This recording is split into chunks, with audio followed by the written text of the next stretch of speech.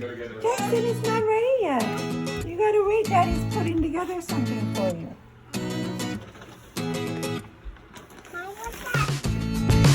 Jackson, do you like it? Yeah. Say thank you, Nina. Thank you, Nina.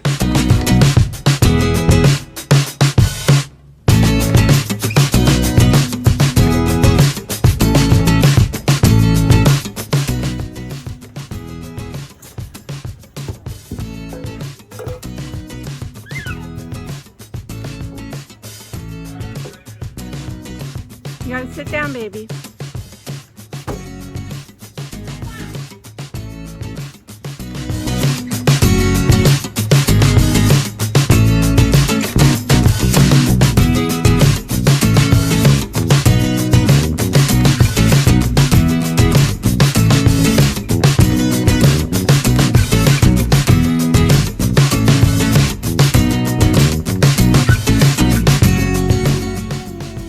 You love it?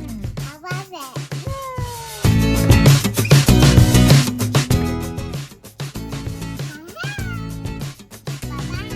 Bye-bye. Bye-bye.